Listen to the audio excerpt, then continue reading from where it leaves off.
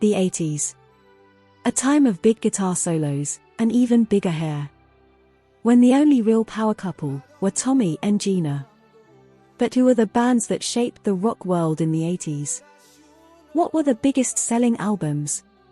Today we will find out. Spoiler alert. 1987 was a very busy year in rock. Also, we will give you our take on whether or not grunge actually killed off rock at the end of the 80s.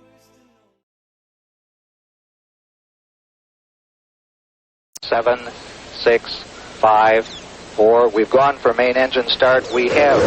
But it was not only Marconi that was playing the Mumba. The world was given a channel entirely dedicated to music.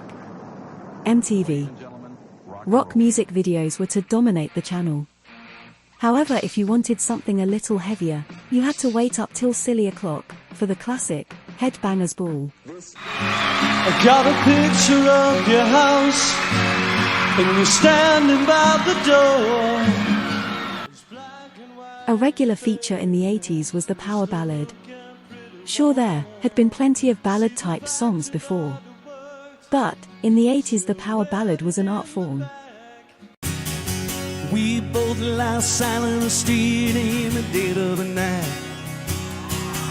I both lie close together, with a few miles apart inside.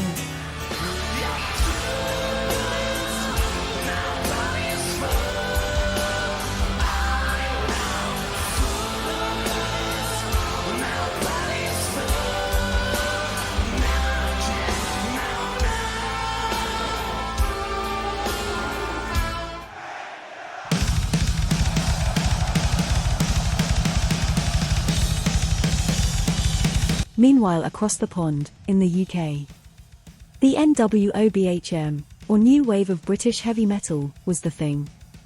Originating in the late 70s, but it wasn't till the 80s it became really big. Bands like Diamond Head, Judas Priest and Motorhead all coming to the fore. But it was one band that were going to rule the world. Iron Maiden. With the release of Number of the Beast, they proved you could be both heavy and melodic.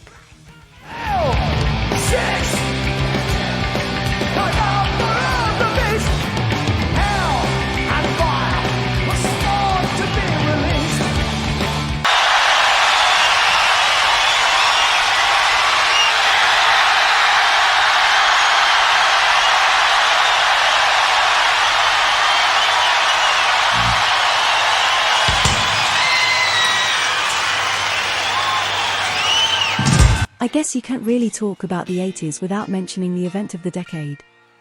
Live Aid. Charity concerts were held throughout the world, the two biggest, one in JFK Stadium, the other in Wembley Stadium. But it was one band that rocked the world that day. Queen. Their performance was, well, a kind of magic. It is still regarded as one of the greatest live performances ever.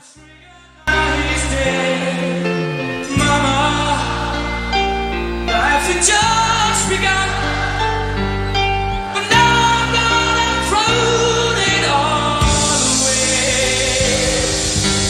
Mama,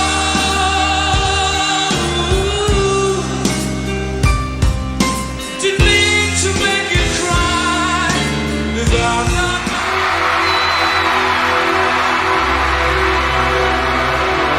Bon Jovi released their third studio album, Slippery When Wet. The second single, Living on a Prayer, would go on to be the anthem of the decade. The album gave us several hits such as Wanted Dead or Alive. The album was a worldwide smash, and with 28 million copies sold, it's their biggest selling record to date. Once upon a time, not so long ago.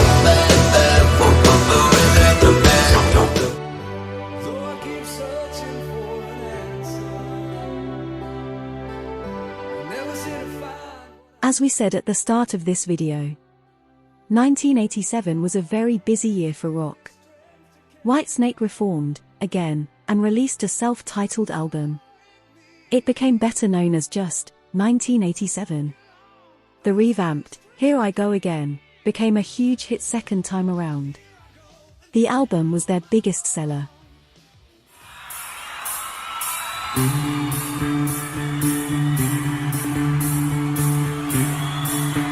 After a horrific accident that resulted in Rick Allen, Def Leppard's drummer, losing an arm, they must have thought it would be the end of the road for the band. But less than 3 years later, with a modified kit, the Thunder God was back. The band bounced back with Hysteria, a #1 album in the UK and US, selling over 25 million albums and delivering 7 singles.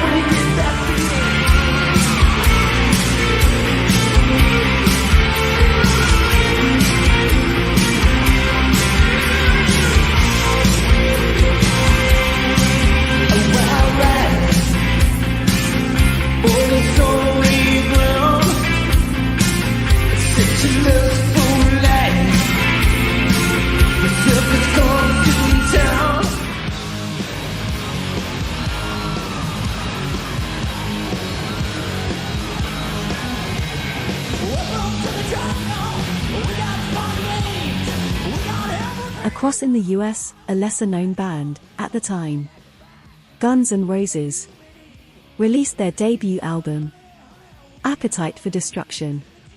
This quickly became a mega monster of an album. It has sold over 30 million copies and propelled Axl and the guys to mega rock stardom.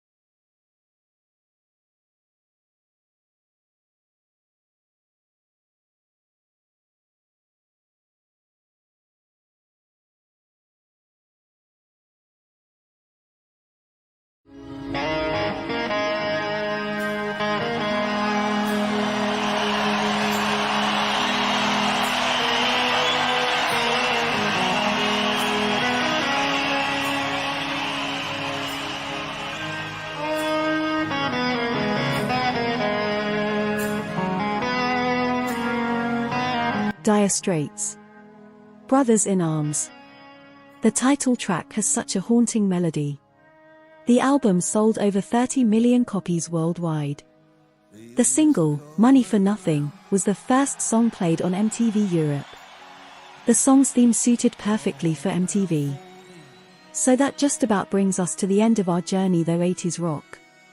At the end of the decade, grunge was said to have killed off rock. I would say, rock was never killed off. It's still a multi-million-dollar industry.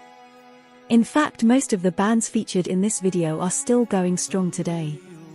I think what actually happened was there was just too much rock. People were looking for something else and grunge came along and filled that need. Anyway, thanks for watching. Let us know in the comments what is your favorite 80s track or bands.